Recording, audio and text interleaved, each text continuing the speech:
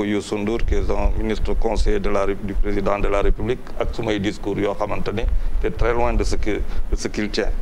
pour dire donc je suis un journaliste absolument libre et mon patron qui est le propriétaire d'ici il est le ministre conseiller du président mais lu may wax il me laisse toute la latitude et ma liberté ma assumé ko et ça je dois l'en remercier mais lu may wax ci affaire u man affaire finalement Malal mu ne nii affaire kii daf ma je pense dama kontaan pour plusieurs raisons je ne parlerai pas de l'affaire Batiplus maîtriser wu ma ko xaw ma ko moom say waxe je dirais n'importe quoi par contre xam naa que tey journaliste waratul dem kaso sur la convocation de l'article 129 du code de procédure pénale kooku c'est une victoire pour ñun journaliste parce que bu fekkente ne politicien doon convoqué l'article 80 moo lay yóbbu kaso journaliste Madiambal Diagne est allé en prison avec l'article 139 du code de procédure pénale article boobu boo ko liiree daf lay renvoyer à l'obligation le juge parce que c'est dit comme ça que quand réquisition maanaam procureur de la République bu defee ay réquisition dûment motivée reposant sur article 56 à 100 yokk si 255 le juge d'instruction est tenu de décerner le dépôt de mandat. Il est lié. Il est lié. tënk. waaw yoon da koy. bu fekkente ne saa waay rëcc na si xaw ma dûment motivé ou pas léegi nag je ne vois pas benn procureur di demander mandat de dépôt motivation bi il y a un avocat qui est à côté n'est pas dûment précisé. Et demander c'est quand même assez léger. Donc pour man am na benn jurisprudence bu xew et je dis merci à Cheikh Yérim Seck merci au juge Samba Sall d'avoir créé ça parce que kenn waratul dem kaso si yooyu loolu pour man désormais journaliste nañ jàpp loolu parce que c'est une avancée significative xeex boo xam ne moo si des mooy que article 80 pour lesquels muy n'importe qui quel homme politique mën na se retrouver en prison mooy article liberticide boobu ñu amaat benn juge boo xamante ne xëy na dina ko procureur dina ko jox mu transgresser affaire bi bàyyi teg en examen parce que beneen affaire ñu ngi toll si Covid boo xamante ne si situation bi yónni sax nit ci prison alors que Covid bi si boppam rek prison la c'est un truc pour dire que pour man lecture boobu laa si am di remercier Cheikh Yérim Seck pour nous avoir permis nous journalistes de ne plus aller en prison sous l'article 139 du code de procédure pénale. Christian Samra mi DG bu Batiplus aussi entre temps démb mujj na tekki ndombal tànkam buuba. waaw bon man dama naan tout le temps rek ku nekk Sénégal boo yoree kayitu sénégalais rek damay considérer comme sénégalais. du soit d'origine libanaise wala dara noonu laay dundee daal. man du ma jël affaire bi ma teg ko fenn. par contre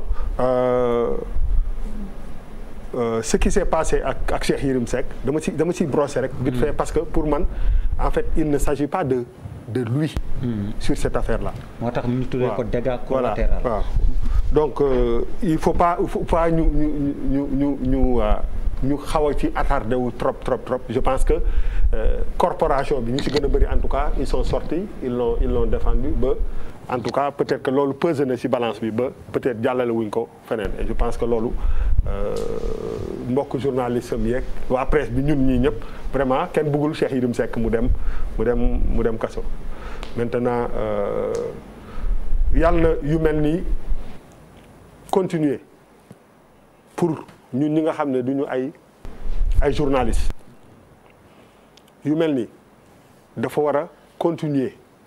maanaam ñu nekk ci dëkk boo xam ne les journalistes am liberté bi ñu war a am mais liberté boo xam ne ñoom ñoo koy njëkk a sabab ba ñuy mën a teg seen loxo ci dossier yu mel nii yoo xam ne day impliqué ñi nga xam ne dañu nekk ci Sénégal yëpp di liggéey maanaam am na benn fu malal génn je suis pas il a pas trop tort de dire que ci li ñuy constater ñun ñi nga xam ne duñu ay journalistes moom mooy que des fois aussi am na ay positions yu une certaine presse di jël yoo xam ne c'est pas parce que rek nit bi journaliste la dafa am vision de journaliste mais il y a des choses yoo xam ne day nekk ci ginnaaw donc je pense que lu ñuy gën a dem ñu bëgg ci réew mu mel ni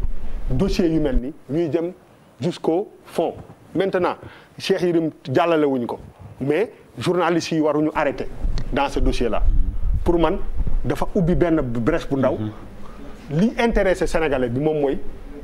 fan la mbir mi di mujjee loolu moo et puis modèle bi est-ce que bëri na modèle yu mel noonu et je pense que foofu peut-être la malal waroon jaar mooy que modèle yu mel nii est-ce que bëri na Sénégal est-ce que bëri na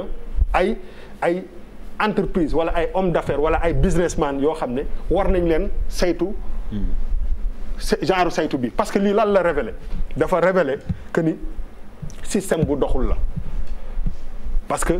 yomb na trop ni ñu expliquer li xew nii donc aujourd'hui il a ouvert une brèche mais qu'est-ce que ça va devenir est-ce que dañu nekk di attardé wu si peut-être que ñu lever contrôle judiciaire u Cheikh Yérim Seck et après est-ce que problème bi day tax mu régler fu problème bi toll te damay ragal ni di nga niñ ci songee ni pendant une semaine ku ne di ci wax ku ne di kii semaine prochaine ñu relâchement et en réalité est-ce que sax situation bi arrangé wul sax ñi ñuy joxoñ parce que en réalité Pape Djibril wax na ko li fond wu dossier bi intéressé tout nit yi mais li intéressé mooy que Cheikh Yérim li mu si wax jàpp nañ ko bàyyi nañ ko nañ leen des ci aali kalaj gi te loolu on compte aussi sur journalistes yu mel ni moom ak ñeneen ñu vraiment topp procédure bi seet un peu fan lay mujjee et modèle bi nan lay gagner suñu économie en général parce que wax fa dëgg yàlla nag Sénégal c'est un petit village yu bëri nii ñuy wax ni nit ñi yàgg nañ ko ruumandaat ci suuf xam nga y a des quand même am na ay hommes d'affaires yoo xam ne dañu am xaalis dañu am moyen téye benn dëkk benn téye boo xam ne peut-être que il faut ñu gën a lux mbóot ñoom comment il fonctionne parce que lii dafay wane ni entreprise bu toll noonu bu dee yii dafa am nga xam ni suñu économie bi ni ñu ko téye c'est très très fragile et je pense que foofu lañ ci war a jàngatee mais suñu réew yi rek moo ma jaaxal c'est-à-dire que moi j'aimerais bien benn député wala kenn nit jóg demander à ce que cette histoire là ñu creuser ko dem jusqu'au bout bu doon pour amnistier benn kii wala benn loi boo xam ne dafay arranger ñenn ñi léegi ñu jóg tàllal loxo voter loi bi bu doon benn waay bu ñu waroon destituer Assemblée nationale jóg na bu yàgg mais dama gis ci réew yu mag yi day am benn problème benn nit gàddu ko ci assemblée di ko xeex ba affaire ba leer ba mu nekk scandale yu bëri yu gars yi réglé foofu lañ koy réglé mais buñ ko teg rek ci entre Cheikh Yérim Seck ak ministre de la justice. maintenant nga nekk journaliste ak nga bañ ko nekk li ma d'accord quand même mooy que nit bi soo tegee tuuma ci moom.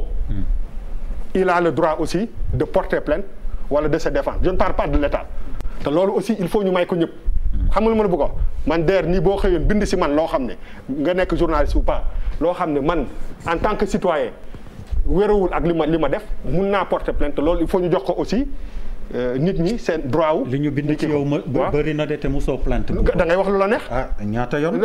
ak maay porter plainte. bés bu ñu bindee bés bi ñu. kon dafa mujj non du ma dugg ci détail mais bés bi ñu bindee lu ma neexoon dama porter ay nit la ñu rek dama bëgg a wax que ni nit bi aussi am na droit nga tiiñal ko benn affaire mu dem porter plainte loolu kenn mënu ci dara. allez et c'est le cas des Fares il faut le préciser. mujj nañ plainte maître Félix Sow su ma jumul ak Baboucar Cissé la ñu commettre. Papis c'est que Sénégal dafa am bizarre. Parfois boo fekkee ni ay plateau ay débat tu as l'impression que c'est des choses très nouvelles quoi dans ce pays qui arrive man li ma jàpp mooy c'est les noms qui changent les contextes les circonstances mais la même problématique elle est là elle existe. En fait en commençant damay wax bon par solidarité à Cheikh Yérim ñu koy massawu pour li xew ensuite di féliciter également toute la corporation entité dans tous ces segments ñi taxaw ci affaire bi pour bon ñu bàyyi confrère bi mu dellu këram mais man dafa am benn affaire bu ma jàpp bu gën a am solo que dégâts collatéraux ay histoire de affaire d'État pour man c'est enfoncer une porte déjà ouverte parce que amul lu nekkul affaire État quoi c'est-à-dire aujourd'hui si toi une affaire personnelle yow entre Malal bu ngay amoon fi benn conflit tey aujourd'hui l'arbitrage il est étatique texte yi muy sukkandiku c'est l'état moom moo koy gouverner donc l'état ne peut pas il y a pas de neutralité quoi l'état est au début à la fin au centre partout donc pour moi c'est même un faux débat beneen aspect bi mooy en retenant le contenu du message de Yérim bu mu génnee man je pense que loolu mooy urgence bi au-delà de Yérim bu Yérim di poser li xew dans les prisons sénégalaises comme fii dañu am tendance boo ne salaamaaleykum ñu jël la tëj la mais fii la yóbbu dañ la ko préparer c'est une priorité parce que nit nga donc man loolu laa tenir comme enseignement comme loo xamante ni xëy na war nañ ko gën a creuser aujourd'hui exception yi rek lu exceptionnel wul Sénégal dañuy jàpp ñi warul jàpp ñu jàpp la ñi war a jàpp ñu bàyyi la ñu ngi wax fii par exemple kaw information judiciaire je parle sous le contrôle de maître su ma defee erreur tu t'informes pour avoir des informations pour am ay détails pour am sûreté ça veut dire que c'est pas encore clair et là on libère des gens yoo xam ne mais dans la poche nii jàpp nii kaj ils sont chez eux tranquille pourquoi ñu wax si loolu man dama ko dépassé. Vous m'avez interpellé. Très rapidement. mooy il faut pas oublier que tamit y a la présomption d'innocence. C'est un principe. Ouais. Et ensuite la liberté c'est le principe, la détention et l'exception. C'est qu'en fait au Sénégal comme par la procureur lu muy def mandat de dépôt yu bëri. Sénégal dañuy dem ba jàpp ni soo defaree soo ñëwee si yoon rek lañ la war a tëj. alors que n'a pas encore été déclaré coupable. donc yooyu day tax la politique pénale parquet Sénégal ba tax Sénégalais yi dañuy réeroo mbir mais finalement suñu bàyyee nit rek fekk sax condamné guñ ko et bien naan bon oui bàyyi nañ ko non parce que peut-être que ils sont en train de faire des enquêtes su la jafee peut-être gars yi des raisons bien déterminées mooy éviter mooy risque de collision frauduleuse wala nga bañ a ñëwaat suñ la convoqué yu mel noonu mooy tax normalement ñu lay placer sous mandat de dépôt mais soo xoolee dans la pratique ñëpp nu ñu may liberté provisoire dinañ ñëw comparer librement ils défendront s'ils sont les déclarés coupables ñu condamné leen. Mais en général, les libertés provisoires sont des libertés définitives, très souvent. Au Sénégal. C'est comme ça, maître. Moi, je ne parle pas des principes de la théorie. C'est vrai, mais le concret, les libertés provisoires sont assimilables à des libertés définitives. C'est la crise des maîtres. Zator, defe naa laaj ci dossier bi bëri na waaye essentiel bi mooy ni ko maître bu Amnesty waxee Pape Djibril, est-ce qu'on n'a pas lâché la proie pour l'ombre? Je ne pense pas dama bëgg d'abord rappeler ne Sénégal dëkk la bu nga xam ne ñëpp benn lañ c'est-à-dire libanais woo Diago Ndiago d'ailleurs fii ñu nekk muy Dakar boobu Malal moo ko moom. Le maire de Dakar je rappelle est libano-sénégalaise Madame Soham Wardini vraiment une femme exceptionnelle il y a beaucoup de Libanais qui sont exceptionnels au Sénégal donc la question n'est pas une question libanaise je pense que loolu il faut que ñu dugal ko ci mentalité yi. c'est pas ce qu'on a dit masawu Cheikh Yérim li nga xam ne loolu la dund parce que man j'aime bien sa pétillance intellectuelle hein. Je fais partie de cela nga xam ne bu ma gisee Cheikh Yérim muy toog damay ñëw toog jàkkaarloo moom di ko déglu vraiment je le dévore à l'écran parce que j'aime bien ce qu'il dit